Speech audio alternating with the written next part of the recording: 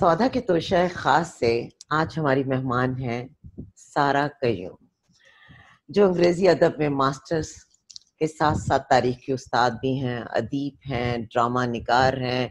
इनके कुछ और मोतबर हवाले भी हैं। बहुत प्यारी माँ, अपने पेट से बहुत ज़्यादा प्यार करने वाली, और अल्लाह से एक इनकी लॉ भी है। तो इतने ज़ात के हवाले हैं। सारा, आपको कौन सा सबसे मोतबर अपना तारुफ लगता है?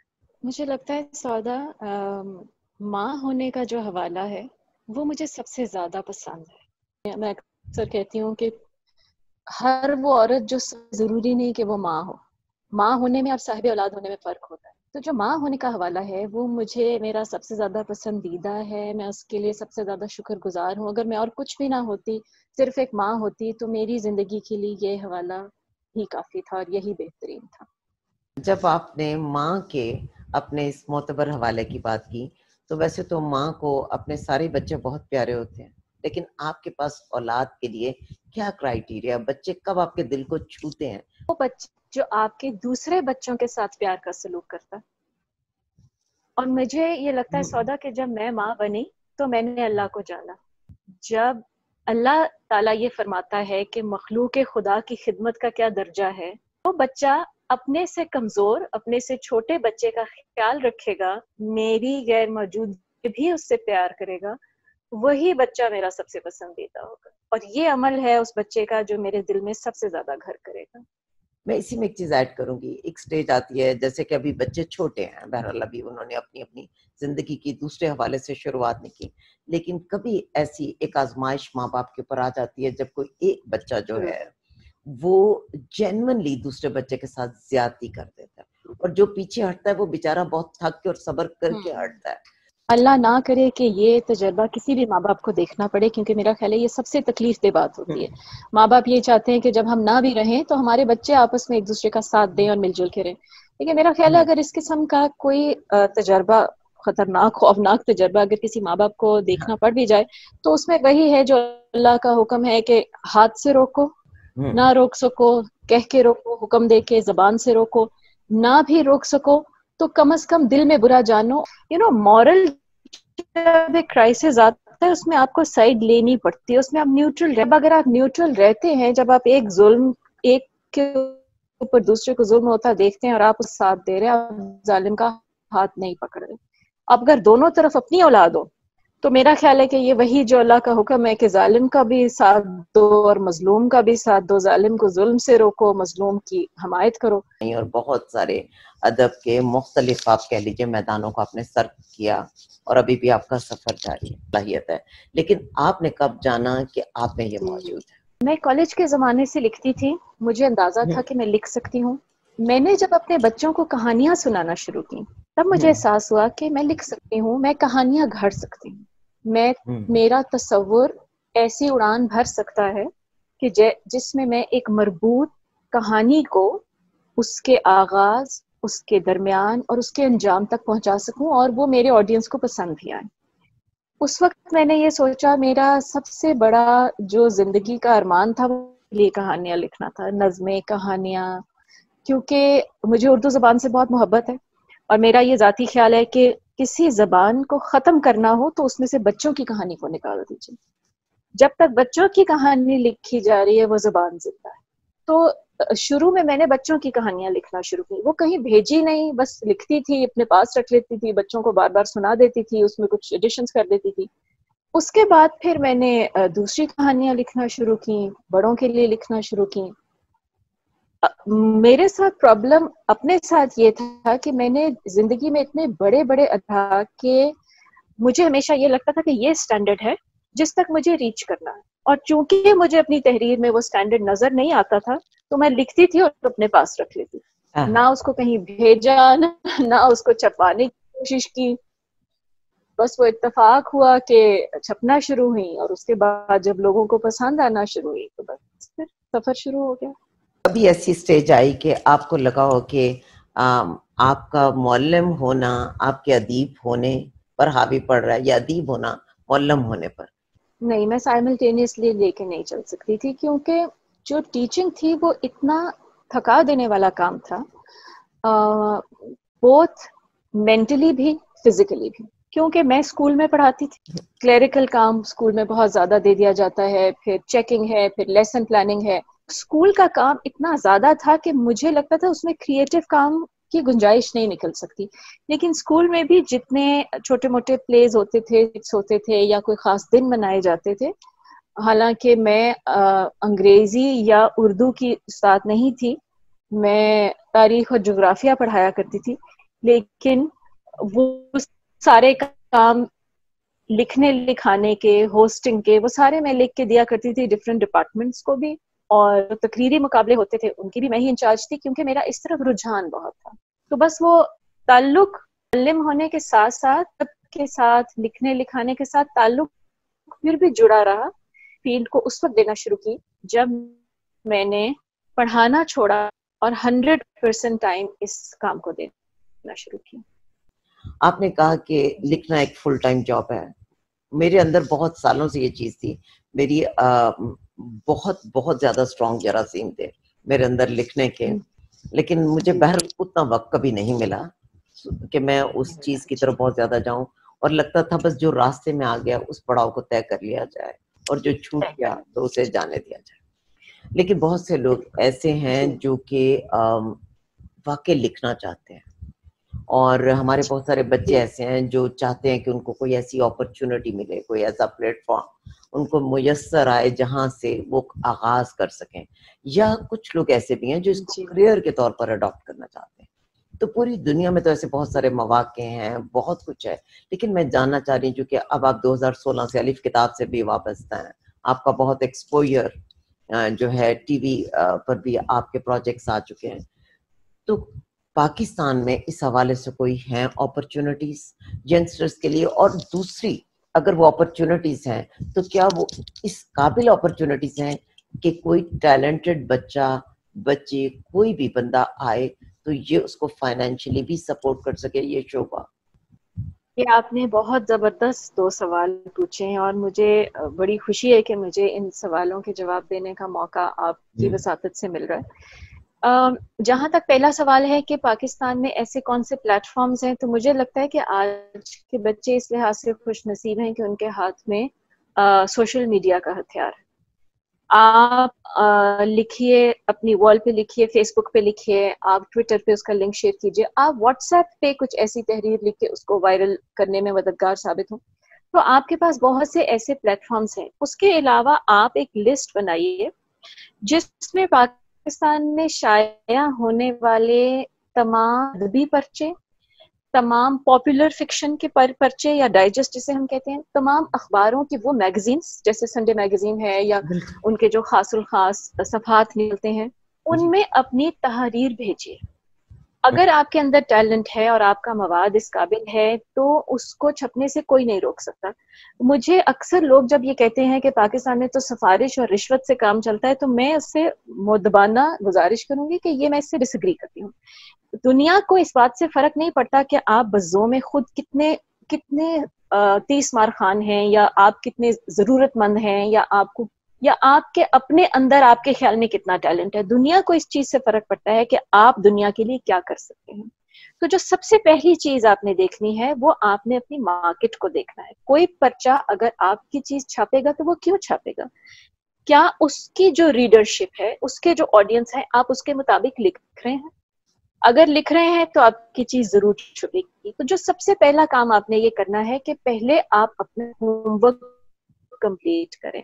आप जिस पर्चे में भेजना चाहते हैं उसके ऑडियंस को, उसके रीडर्स की आप जिसे कहते हैं रेकी करें, या उसके पे एक नजर डालें कि वो लोग क्या पढ़ना पसंद करते हैं. उसके लिहाज से जरूरियात से वाकिफ. बिल्कुल. जिस तरह टीवी एक अलहदा मीडियम है, टीवी कौन लोग देखते हैं, वेब सीरीज कौन लोग देखते हैं, कौन लोग पढ़ते हैं, कौन लोग पॉपुलर फिक्शन पढ़ते हैं, कौन लोग अदब पढ़ना पसंद करते हैं. जब आप इन सारी पब्लिकेशंस की एक लिस्ट बनाएंगे, उसके बाद आप लिखें और इनमें भेजें. रिजेक्शन से खौफजदा ना हो. एक दफा चीज रिजेक्ट होगी, दूसरी दफा होगी, आप लिखते रहिए. एक वक्त आएगा जब आपको खुद अपनी पुरानी चीजें बचगाना लगने लगेंगी. آپ میں ایک میچورٹی آ جائے گی. آپ جتنا زیادہ پڑھتے جائیں گے آپ کا آرٹ نکھرتا جائے گا اور آپ کے پبلش ہونے کے چانس بڑھتے جائیں گے.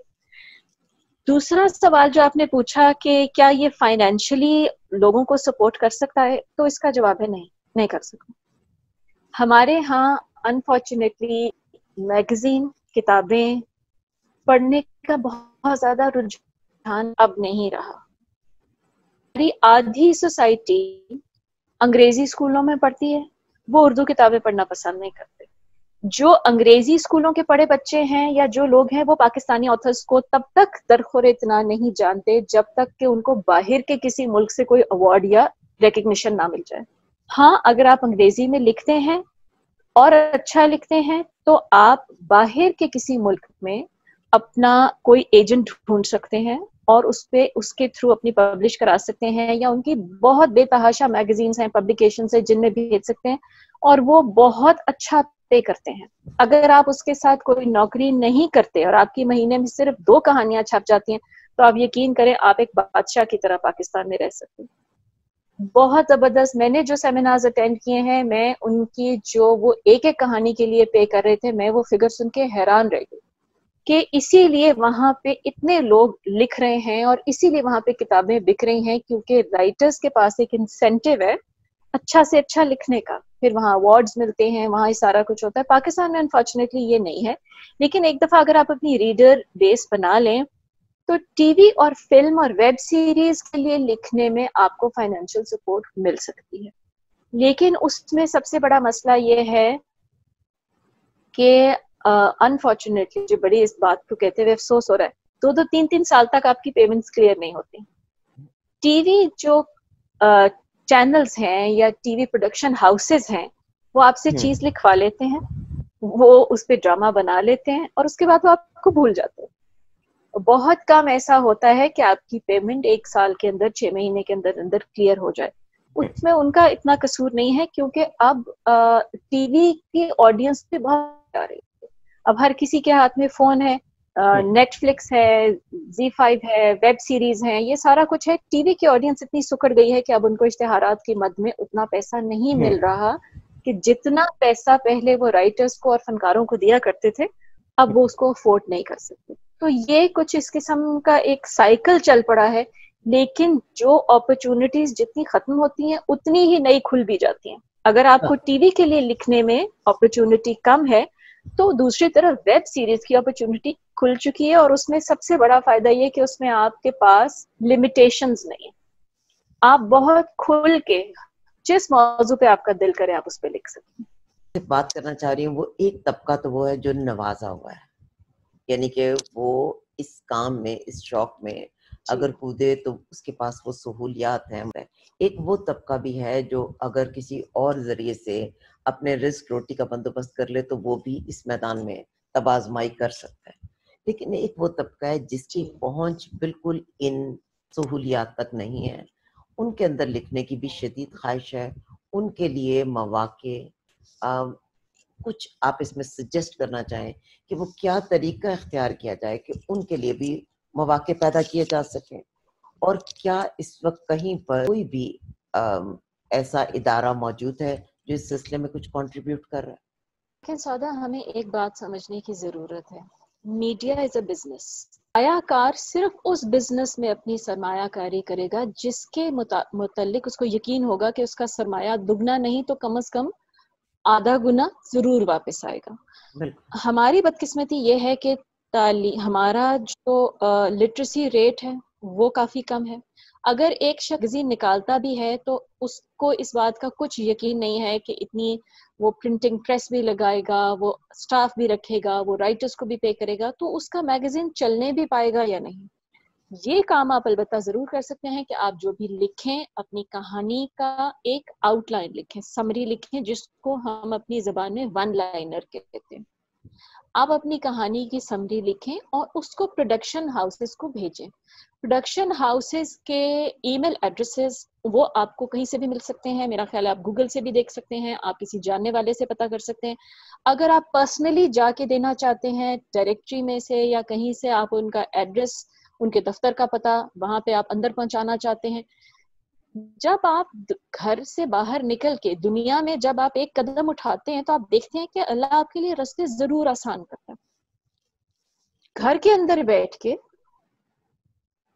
یہ کبھی نہیں ہو سکتا کہ کوئی چیز آپ کو پلیٹ میں رکھ کے پیش کر دی جائے. آپ کو راستہ دکھا دیا جائے گا, چلنا آپ نے اس کے اوپر خود ہی ہے. آپ کو جوتے بھی خود ہی چٹکانے پڑیں گے, آپ کو محنت کرنی پڑے گی. اگر میں آج آپ کو پروڈکشن ہاؤس کے ای میل ایڈریسز بھی دے دوں تو میں آپ کو یہ گارنٹی نہیں کر سکتی کہ آپ کا لکھا ہوا ون لائنر وہاں ضرور ایکسیپٹ ہو جائے گا. لیکن سب سے پہلے آپ کو اتنا اسمارٹ ہونا چاہیے کہ آپ اپنے آڈینس کو یہ دیکھیں کہ کون سی چیز. میں ایسے بہت سے لوگوں کو جانتی ہوں جو یہ کہتے ہیں کہ ہم نے ٹی وی کے لیے لکھا, ون لائنر بھیجا, انہوں نے ریجیکٹ کر دیا کیونکہ اچھی چیز آج کل کوئی ایکسیپٹ نہیں کرتا. بات اچھی چیز کی نہیں ہے, بات یہ ہے کہ آپ نے اپنے میڈیا آڈینس کو ذہن میں نہیں رکھا. وہ زمانہ اور تھا جب ٹی وی پر اشفاق احمد ابانو قدسیہ ڈرامے لکھا کرتے تھے اور لوگ دیکھا کرتے تھے, اس وجہ سے کہ لوگوں کے پاس دیکھنے کو کچھ نہیں تھا. وہ زمانے, اگر آپ اس ادبی قسم کی چیز آج لکھ کے یہ ایکسپیکٹ کریں کہ آپ کو پروڈیوسر وہ خریدے گا اور بنائے گا کیونکہ آپ نے چیز بہت اچھی لکھی ہوئی ہے, تو یہ سمجھنے کی ضرورت ہے کہ پروڈیوسر کو اس میں پیسہ بنتا ہوا نظر نہیں آ رہا کیونکہ وہ ڈرامہ کوئی نہیں دیکھے گا. اس وجہ سے سب سے پہلی بات ہی میں نے آپ سے یہ اس لیے کہی تھی کہ سب سے پہلے آپ اپنے آڈینس کو دیکھیں, آپ اپنے ریڈرشپ کو دیکھیں, اس کے مطابق لکھیں, اور اس کے بعد آپ خود قدم بڑھائیں اور ڈھونڈیں کہ آپ نے کون سا دروازہ کھٹکھٹانا ہے. اور دروازے بے شمار ہوتے ہیں, صرف ایک دروازہ اگر بند ملے تو یہ مت سوچیے کہ باقی دروازے بھی بند ملیں گے, کہیں نہ کہیں کوئی نہ کوئی دروازہ ضرور کھلے. سفر ہے شر, ہاں مسافر نواز بہت دیر ہے. سو آپ نے وہ کہیں نہ کہیں سے آغاز جو ہے وہ کرنا ہوتا ہے. آپ نے قرنطینہ ڈائری لکھنی شروع کی, بڑی زبردست تھی. رمضان ٹرانسمیشن بڑی اچھی گئی. آپ نے کہا حسن صاف نہ ہو تو حسن نہیں رہتا, اور آپ نے اس کی ڈیٹیلز بھی لکھی ہیں کہ وہ ظاہر کا حسن بھی ہے, وہ آپ کی سراؤنڈنگز کا حسن بھی ہے, وہ آپ کا انر کی پیوریفیکیشن کی بھی آپ نے بات کی. کب آپ نے یہ ریئلائز کیا کہ حسن حسن نہیں کہلایا جانے کا مستحق اگر وہ صاف نہیں ہے؟ دوسری وقت ہوا جس وقت میں لکھ رہی تھی دادا, کیونکہ مجھے جب میں نے لکھنا شروع کیا تھا تو جیسے آپ نے کہا کہ سفر شرط ہے مسافر نواز بتیرے, جب میں نے اپنا سفر شروع کیا تو مجھے بڑے اچھے استاد ملے جن سے میں نے بہت کچھ سیکھا. کچھ لوگ جنہوں نے مجھے آگے بڑھ کے سکھایا, کچھ لوگ جن کو میں نے پیچھے رہتے ہوئے سیکھا, ان کو پڑھ کے سیکھا, ان کو دیکھ کے سیکھا. ان میں سے ایک نے مجھے بڑی زبردست بات کہی تھی کہ جو لکھنا ہے نا یہ سیلف ڈسکوری کا, خود شناسی کا ایک بہت بڑا ذریعہ. شروع کرتے ہیں تو آپ اپنے آپ کو ڈسکور کرتے ہیں, آپ خود بہت سیکھتے ہیں. تو بہت سی ایسی چیزیں ہیں جو میں جب لکھنا شروع کرتی ہوں اور وہ میرے ذہن میں آتی ہیں اور وہ میں لکھ دیتی ہوں تو مجھے ریئلائز کرتی ہوں کہ ہاں یہ بات پہلے میں نے کبھی نہیں سوچی تھی, یا شاید یہ میرے دل کے کسی ایک کونے میں کسی خانے میں دبی پڑی تھی اور اب میرے قلم کی نوک پہ آئی ہے اور میں اس کو ریئلائز کر رہی ہوں.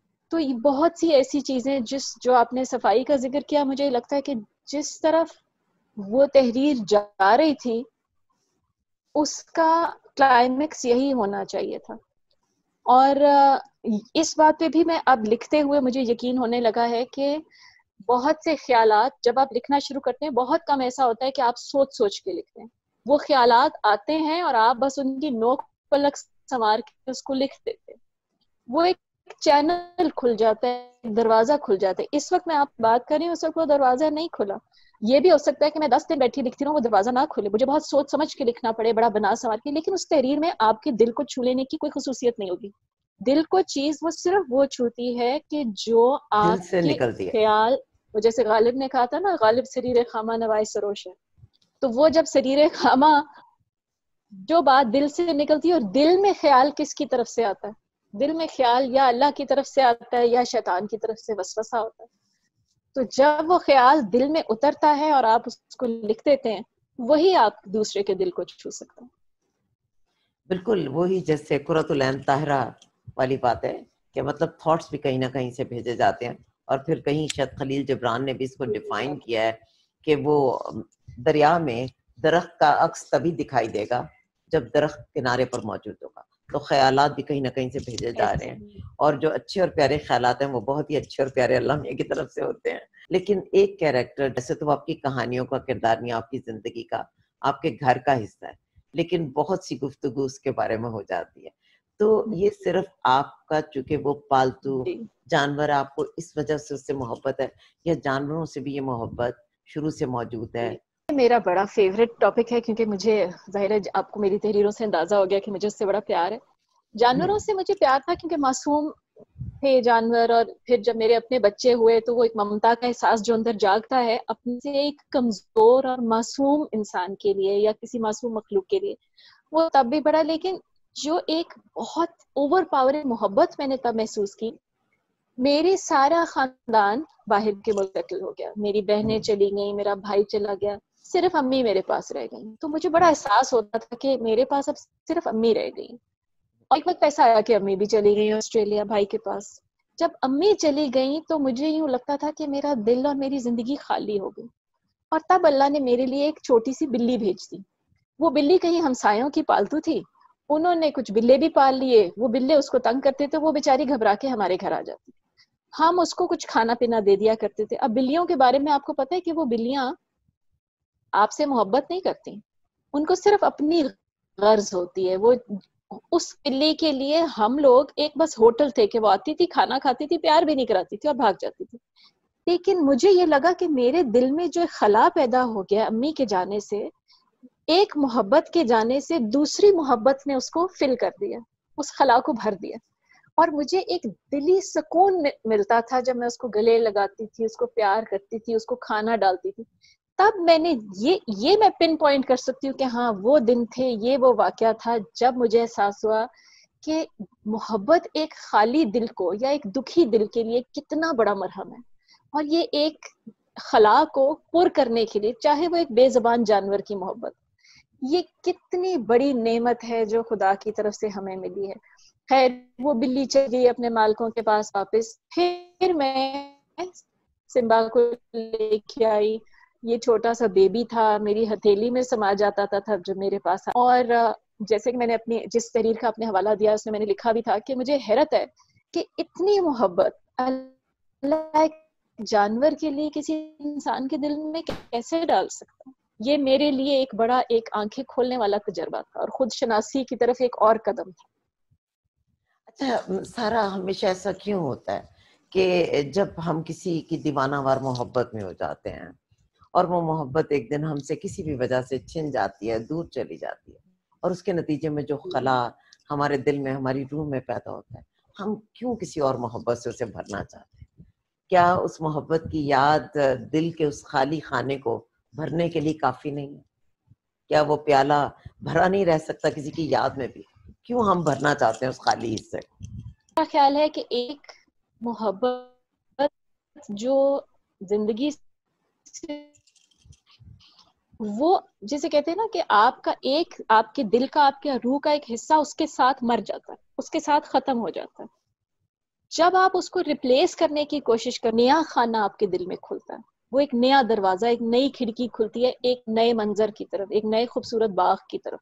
تو آپ کے دل پہ آپ یہ سمجھے, اگر آپ یہ نہیں اس کو کہنا چاہتے کہ ایک خلا تھا جو بھر کے, آپ یہ سمجھے کہ ایک مرہم رکھا گیا آپ کے دل پہ, ایک دروازہ جس کے دوسری طرف ایک محبت کا باغ تھا, وہ باغ اجڑ گیا, ختم ہو گیا, تو اللہ نے دوسری طرف کا ایک دوسرا باغ آپ کے لیے کھول دیا تاکہ آپ کا دل بھرا رہے. یہ زندگی کیسی ہو, چاہے جذبات ہو, چاہے دل ہو, چاہے روح ہو, یہ ایک اس چھلنی کی طرح ہے جس میں سے چیزیں ٹپکتی رہتی ہیں. وقت کے ساتھ ساتھ بہت سے ایسے لوگ ہیں جو آپ کی زندگی سے نکل جاتے ہیں, بہت سے رشتے ہیں, قانون فطرت ہے کہ ماں باپ دنیا چلے جاتے ہیں. بہت سے لوگ ہیں ٹرین کے اسٹیشن کی طرح کہ آپ وہ چڑھتے ہیں, آپ کے ساتھ سفر کرتے ہیں کچھ عرصے تک, اس کے بعد وہ اپنے اسٹیشن پہ اتر جاتے ہیں, لیکن پھر نئے لوگ ملتے ہیں, پھر نئے اسٹیشن آتے ہیں, اور زندگی چلتی رہتی ہے کی جگہ اولاد لے لیتی ہے, اور زندگی چلتی رہتی زندگی ہے. چلتی رہتی ہے, حتیٰ کہ موت کی ٹپکن آپ کی ٹوکری کو خالی کر دے, اس کے بعد نئی ٹوکری بھرے گی. جب محبت کے لیے خدا پاک نے کوئی پیمانہ ڈھونڈا کہ جس سے اس ایک ایبسٹریکٹ ورڈ کو لوگوں کے آگے پیش کیا جا سکے, تو ماں جو تھی اس کی تخلیق ہوئی. سو آنٹی نے یقیناً وہ کنٹریبیوٹ کیا آپ لوگوں کی زندگی میں, بہت کچھ آپ نے ان کے بارے میں لکھا, اپنے ایکسپیرینس شیئر کیے, ان کی پرسنالٹی کے بارے میں بتایا, لیکن آپ کی ذات پہ سب سے زیادہ ان کی کس خوبی کا اثر نظر آیا آپ کی ظاہری شکل و صورت کے علاوہ، جس کا آپ نے ذکر بھی کیا، مگر اور آپ نے ان سے کیا لیا؟ زیادہ مجھے کون سی ایسی چیز ہے جو ایک بیٹی اپنی ماں سے نہیں لیتی؟ مجھے لگتا ہے کہ جو آج آپ ہیں، جو آپ کی شخصیت ہے، وہ آپ اس میں میرا خیال ہے 90 کم از کم 90% تو آپ کی والدہ کا عکس ہوگا. اور ہر لڑکی کو یہ ماں جیسی بن سکوں تو میں اپنے آپ کو بڑا خوش قسمت تصور کروں گی. لیکن جو سب سے اچھی چیز جو میں نے اپنی ماں سے سیکھی وہ رشتوں کو نبھانے کا طریقہ تھا. وہ درگزر کا، چھوڑ دینے کا، موو آن کا، نہ رکھنے کا، گرجز نہ رکھنے کا، خوش مزاجی کا، زندگی کو گزارنے اور اچھی طرح گزارنے کی خواہش کا. مجھے لگتا ہے کہ یہ ساری چیزیں وہ ہیں جن کو میں سب سے زیادہ ویلیو کرتی ہوں.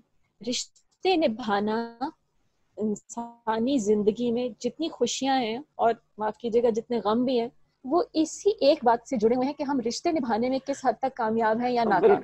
بالکل. کامیابی کی یہ کنجی جو میری ماں نے مجھے تھمائی ہے، رشتے نبھانا، خوش اسلوبی سے نبھانا، لوگوں کی غلطیوں کو درگزر کر دینا، آگے منہ کر لینا. مجھے لگتا ہے کہ یہ سب سے بڑی چیز ہے جو میں نے اپنی ماں سے سیکھی. زبردست. اچھا، کبھی ایسا ہوا کہ ان سے یہ اتنی بڑی سیکھ لینے کے باوجود بھی کوئی ایسا وقت آیا ہو کہ کہیں پر یہ سیکھ سے کچھ دل بغاوت کر گیا ہو؟ اگر بغاوت کیا بھی نا تو انہی کی ایک بات سکھائی ہوئی یاد رہی کہ چپ رہو، موقع پڑنے پہ خاموش رہو. اور سودا، میں آپ کو ایک بات بتاؤں، میں آج تک زندگی میں اگر کبھی پچھتائی ہوں نا تو بول کے پچھتائی ہوں. خاموش رہنے سے کبھی کوئی نہیں پچھتایا. اور ہمیشہ یہی دیکھا کہ بھئی فلاں وقت چپ کر گئے تھے نا تو واقعی کتنا اچھا ہو گیا. بات ختم ہو گئی، بڑھی نہیں، اور پھر وہی دعا امی کے لیے کہ صحیح کہتی تھی امی.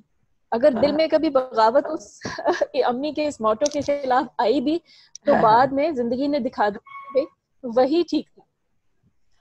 بالکل صحیح. جیسے میں ایک دو بار ایسا ہوا کہ جیسے آپ لائف کے ریگریٹ شیئر کر رہے ہوتے ہیں تو مجھے بڑا ملال ہوا. میں نے کہا وہ کتنی آرزویں میری رہ گئی، وہاں پر اس کو یہ سنانا تھا، وہ کہنا تھا، اور کیا یہ شادی لے کے جانی ہے.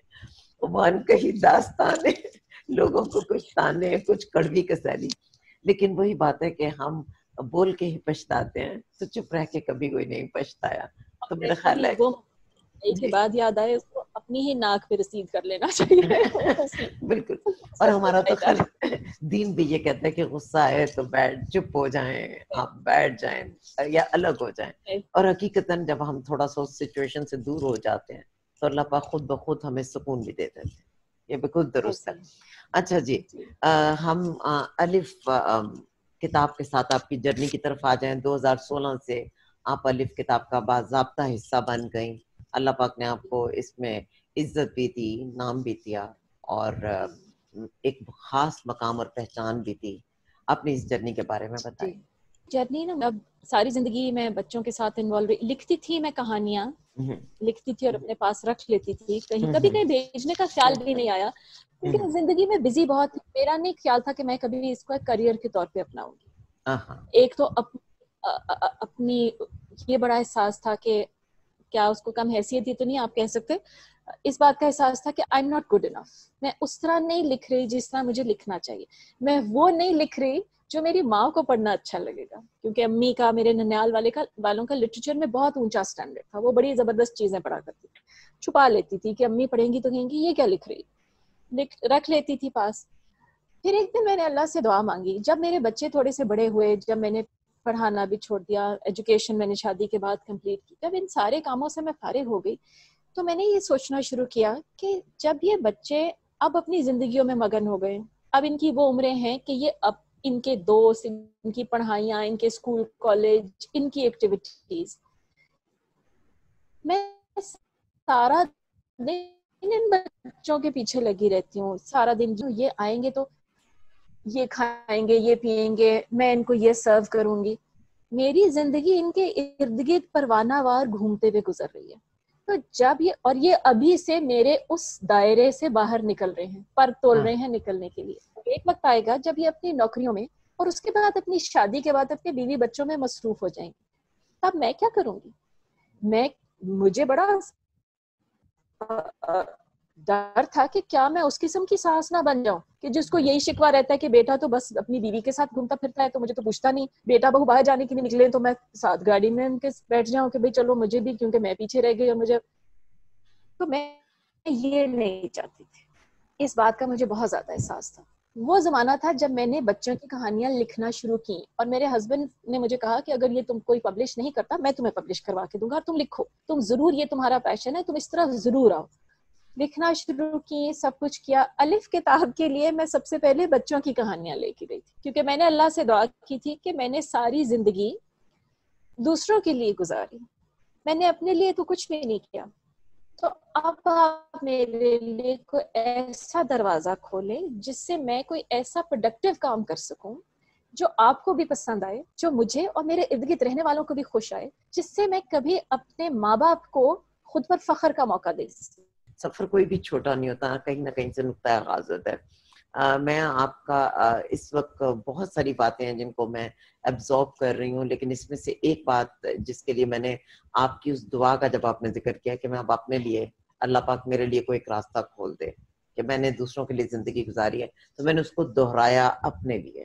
اور میں اللہ پاک سے دعا گو ہوں کہ اسی ملاقات کے دوران میری بھی یہ دعا اللہ پاک قبول کرے. اور کیونکہ زندگی میں اس کی بھی ضرورت ہے. لیکن کل یا پرسوں میں کافی ساری چیزیں دیکھ رہی تھی, کیونکہ جو انٹرویو شیڈیول کے مطابق ہونے تھے, جو نام ہے ان میں اتفاق سے ادبی شخصیات 2 آ رہی تھیں, تو آپ اور کچھ ہے. تو میں نے پروین شاکر کو بھی تھوڑا سا دیکھا دوبارہ سے, تو ان کی کوئی ایک واٹس ایپ پر ان دنوں ایک پکچر شیئر کی گئی ہے جس میں وہ اپنے بیٹے کے ساتھ ہیں, اور وہ نارملی کبھی ہم لوگوں نے دیکھی نہیں تھی, وہ پہلی دفعہ شاید کہیں سے آرکائیوز میں سے ملی ہے. اور اس میں دیکھا تو مجھے ان کے مجموعہ کلام میں ان کی وہ بہت سارا کلام یاد آیا جس میں ان کو بڑا خوف تھا کہ بیٹا بڑا ہو جائے گا اور ایک دن اس کے ہاتھ کسی اور ہاتھ کو زیادہ اثر آئیں گے اور وہ محبت ہوگی. لیکن اللہ پاک نے ان کو یہ موقع ہی نہیں دیا. وہ کہتے ہیں نا, سامان 100 برس کا ہے, پل کی خبر نہیں.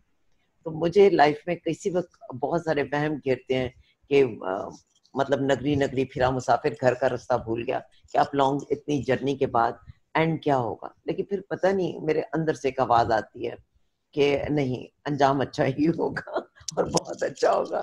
بلکہ مجھے تو سالہ سال سے غلط فہمی ہے کہ میں نے یہاں سے ٹیک آف کرنا ہے تو میرا جہاز سیدھا جنت کے فیز 1 میں ہی لینڈ کرنا ہے. تو یہ اللہ سے اتنا مجھے اچھا گمان ہے, لیکن یہ دعا جو ہے بہت زبردست ہے. اور یہ مجھے بات اتنی پسند آئی تھی, تک مجھے یاد ہے جب آپ نے کہا تھا میری فلائٹ یہاں سے اڑے گی تو سیدھے جنت میں جا کے لینڈ کرے گی. اور مجھے یہ بات اتنی پسند ہے کہ یہ میں اکثر دہراتی ہوں, اور میں اللہ سے کہتی ہوں کہ اللہ یہ مجھے بھی یقین ہے, بس اس یقین کی لاج رکھ لینا. بالکل. اچھا, اور مجھے یہ بھی یقین ہے کہ لاج رکھ لیں گے. میں تو بازو کا اس سے بھی کچھ آگے کہتی ہوں کہ اگر کوئی مجھے اپنا کافی ہے, اللہ غلط کچھ لگ جائے اور میں اللہ سے اس کے لیے معافی بھی مانگ لوں, تو تب بھی پتہ نہیں مجھے لگتا ہے کہ اچھا اس میں کچھ گڑبڑ ہوگی تو میں اللہ میرے کو کنونس کر لوں گی. اور اس کا شاید ایک یقین کی سب سے بڑی وجہ خدا کی ذات پر میرا یہ یقین بنانے میں امی اللہ ان کے درجات بلند کرے, ان کا بڑا کنٹریبیوشن تھا. کیونکہ میں چھوٹی بیٹی تھی اور انہوں نے اتنا میرے سے لاڈ پیار کیا کہ ان کی محبت کو دیکھنے کے بعد میں نے سوچا کہ اگر وہ ایک ماں مجھے زندگی میں کہاں تک میرے لیے سوچ سکتی تھی, تو پھر 70 ماؤں سے زیادہ پیار کرنے والے کی کیا شان ہوگی. اللہ پر یہ یقین بھی دلانے میں ماں کا بڑا ہاتھ تھا. اور واقعی وہ والی بات ہے کہ ہم سب اپنی ماؤں سے ہی, بلکہ شاید انہی کی ہم کاربن کاپیز ہوتے ہیں جو اسے لوگ مل رہے ہوتے ہیں, دیکھ رہے ہوتے ہیں. لیکن نیچر کی یہ محبت یہ شروع سے تھی, یہ ماں سے آئی, ماحول میں تھی. بچپن سے ہی حسن پرست تھی کہ میں نے آنکھ کھولتے ہی دنیا کی سب سے حسین عورت کو اپنی ماں کے روپ میں دیکھا. اگر آپ ان سے ملی ہوئی ہیں تو آپ ضرور جانتی ہوں گی کہ میں اس وقت کو اپنی ماں حسین لگتی ہے, ہر ماں کو اپنا بچہ حسین لگتا ہے, لیکن وہ غیر معمولی طور پر اسٹینڈرڈ کے لحاظ سے بھی دیکھیں نا, وہ بہت بے معمولی حسین تھی. کشمیری خاندان سے تھیں تو آپ کو ظاہر ہے کہ, اور اس کے علاوہ کچھ فطرتاً بھی ایک ذرا جسے کہتے ہیں نا نا مزاج تھا. میں بہت حسن پرست تھی, مجھے حسن دنیا کی ہر چیز میں بہت زیادہ اٹریکٹ کرتا ہے، چاہے وہ انسانوں میں ہو، چاہے وہ نیچر میں ہو، چاہے وہ بلڈنگز میں ہو، چاہے وہ لٹریچر میں ہو. کسی بھی چیز کا حسن جو میری آنکھوں کو خوبصورت لگے گا وہ مجھے اسی طرح مبہوت کرے گا جیسے کوئی بچہ پہلی دفعہ کوئی چیز دیکھنے سے مبہوت ہوتا ہے. لیکن نیچر کے حسن کی اس وجہ سے بھی مجھے بہت زیادہ قدر ہے کہ میں یہ سوچتی ہوں کہ مجھ عاجز ناشکری کو خوش کرنے کے لیے اللہ نے کتنے جتن کیے. یہ سب میرے لیے، یہ سب، یہ پھول، یہ پودے، یہ ہوا، یہ سورج، بادل، آسمان، ستارے، یہ میرے لیے مفت کے نظارے ہیں جو مجھے پیش کیے جاتے ہیں ہر روز. اور میرا دل اپنے اس خاص ہونے کے احساس سے بھر جاتا ہے کہ یہ سب کچھ میرے لیے. پھر مجھے اللہ نے آنکھیں دی ہیں کہ میں ان کو دیکھوں اور میں ان سے لطف اندوز ہوں. آپ کے والد کا انتقال آپ لوگ بہت چھوٹے تھے جب ہو گیا، ان سے کوئی جڑی یادیں؟ یادیں تو کوئی خاص نہیں ہیں، یادیں بس وہی ہیں، چھوٹے بچوں کو کتنی یادیں ہو سکتی ہیں. وہ یہی ہیں کہ ہاں وہ صبح جایا کرتے تھے، دوپہر کو آتے تھے، شام کو واک پہ جاتے تھے، کبھی کبھی ہم بھی ان کے ساتھ چلے جاتے تھے. ایک یاد جو مجھے بہت اچھی طرح یاد ہے وہ یہ کہ وہ یوکلپٹس کے پتے چبایا کرتے تھے. جاتے جاتے درختوں سے وہ یوکلپٹس کے توڑ لیتے تھے اور وہ چباتے تھے. جہاں کہیں بھی ہماری پوسٹنگ ہوتی تھی، بیوروکریٹ تھے وہ، تو ان سے یوکلپٹس کی خوشبو آیا کرتی، ان کے پسینے میں یوکلپٹس کی خوشبو تھی. ایک یہ بات مجھے یاد ہے. اور دوسری چیز جو مجھے یاد ہے، مجھے لگتا ہے کہ ماں باپ اپنے سب بچوں سے پیار کرتے ہیں، لیکن وہ بچہ ذرا زیادہ اچھا لگتا ہے، یا کہہ لیں کہ ذرا زیادہ اس پہ ترس آتا ہے جو ذرا تنگ نہیں کرتا. کچھ بچے ہوتے ہیں وہ ڈیمانڈنگ بھی ہوتے ہیں، وہ کہہ کے اپنی بات منواتے ہیں، وہ فرمائش کر کے چیزیں لیتے ہیں. کچھ بچے ہوتے ہیں وہ نہیں لیتے، وہ اللہ لوگ ہوتے ہیں، وہ ان کو اتنی زیادہ پرواہ نہیں ہوتی، وہ جو دے دیا پہن لیا، جو کھلا دیا کھا لیا. تو مجھے لگتا ہے کہ شاید ان کو میری اس بات سے خوش تھے، یا I would like to believe کہ خوش تھے، کیونکہ وہ جہاں کہیں بھی ان کی مجھ پہ نظر پڑتی تھی وہ یہ انگلی سے میری طرف اشارہ کر کے کہتے تھے میری یہ بیٹی جنت میں جائے گی. تو ابھی جو آپ نے بات کی نا کہ فلائٹ یہاں سے اڑے گی اور سیدھی جنت میں، تو میں یہی کہتی ہوں کہ نہیں، میرے باپ کو یقین تھا، تو یہ اللہ آپ ان کی دعا قبول کرے. بس یہ کچھ چیزیں ہیں جو یہ وہ یادیں ہیں جو میں نے اپنے دل سے لگا کے رکھی ہوئی ہیں، جو یہ میری بڑی پسندیدہ یادیں ہیں. باقی ہمارے باپ نے جو کچھ بھی ہمارے لیے کیا، جس قسم کا ماحول وہ گھر میں چاہتے تھے، جس طرح وہ بچوں کو ریز کرنا چاہتے تھے، ان کے جانے کے بعد امی نے بالکل اسی طرح رکھا، اسی طرح ہمیں ریز کیا، انہی ویوز کے اراؤنڈ وہی سب کچھ کیا. ان کی یاد کو زندہ رکھنے کا ایک یہی سب سے بڑا ذریعہ تھا ہمارے کہ دس از، ہم جو یہ کر رہے ہیں ابو ہوتے تو اس طرح ہوتا. تو ہماری جو زندگی تھی وہ ان کی یاد کا ایک تسلسل تھی. جی یہ ضرور بتائیے کہ یہ تو ایک بہت خوش نصیبی کی بات ہوتی ہے کہ دو لوگ جن کو اللہ پاک ساتھ جوڑے، وہ دونوں برابر کی کیپیسٹیز میں ہوں، بہتر انسان ہوں، گرومڈ ہوں، انہیں اس رشتے کا پاس ہو، میاں بیوی والے رشتے کا اپنے بچوں کے لیے ایک اچھے رول ماڈل ہوں. لیکن کبھی کبھار مس میچ ہو جاتے ہیں، اور ایسی صورتحال میں آپ کو کیا لگتا ہے، خاص طور پہ میں بیٹیوں کے لیے، لڑکیوں کے لیے، جو آج ہماری ینگ جنریشن ہے، ہم دیکھ رہے ہیں کہ آج جتنی بڑی تقریبات شادیوں کی ہو رہی ہیں تھیم ہے، اتنے ہی کم وقت میں شرائع طلاق میں بھی اضافہ ہے. کیا آپ سجیسٹ کریں گی کہ بچیوں کے مزاج میں ایسی کون سی چیزیں ہونی چاہیے کہ یہ جو ہمارا مشرقی روایتی خاندانی نظام ہے یہ قائم رہے؟ بہت وسیع ٹاپک ہے جس پہ میرا خیال ہے کوئی ایک فیکٹر ہم پن پوائنٹ نہیں کر سکتے کہ اس کی وجہ سے یہ ہو رہا ہے لہٰذا ہمیں اس کو کاؤنٹر کرنے کی ضرورت ہے. اگر آپ ایک چیز مجھ سے پوچھیں تو میں یہی کہوں گی کہ ہمیں نا ایک بڑا ایک واضح اپنے ذہن میں ایک تصور یہ رکھنا چاہیے کہ ہمیں اس شادی کے رشتے سے کیا چاہیے. آپ خود معلمہ ہیں، آپ جانتی ہیں کہ جب ہم ایک لیسن پڑھاتے ہیں تو ہم سب سے پہلے اوپر اس کا آبجیکٹیو لکھتے ہیں. Objective of the lesson is کہ by the end of 45 minutes میرے اسٹوڈنٹس کو یہ چیز آ چکی ہوگی، میں نے یہ گول اچیو کر لیا ہوگا. اسی طرح جو بھی ہم نیا رشتہ جوڑیں، جو بھی نیا کام شروع کریں، ہمارا گول، ہمارا آبجیکٹیو بہت واضح ہو جانا چاہیے. مجھے یہ لگتا ہے کہ آج کل کے جنریشن میں محبت کو بہت سر پہ اٹھایا جاتا ہے کہ شادی میں محبت ہونا بہت ضروری ہے، مینٹل انڈرسٹینڈنگ ہونا بہت ضروری ہے. لو بہت اوور ریٹڈ چیز ہے. شادی شدہ زندگی، اچھی شادی شدہ زندگی کے لیے محبت کی ضرورت نہیں ہوتی. ہاں، عزت کے بغیر گزارا نہیں ہو سکتا. تو یہ ایک لائن آپ کو ضرور ڈرا کرنی پڑے گی. آج اگر میری کوئی بیٹی ہوتی ہے اور میں اس کو اگر کچھ اس حوالے سے کہتی تو میں اسے یہ کہتی کہ بیٹا یہ ایک چیز ہے جس کو برداشت نہیں کیا جا سکتا. اگر کوئی ہاتھ اٹھائے، اگر کوئی تمہارے خاندان کی، تمہارے ماں باپ کی بے عزتی کرے، شراب پیے، دوسری عورتوں کے ساتھ تعلقات رکھیں، یہ چیزیں برداشت نہیں ہو سکتی. اس کے علاوہ جو کچھ ہے وہ برداشت کیا جا سکتا ہے.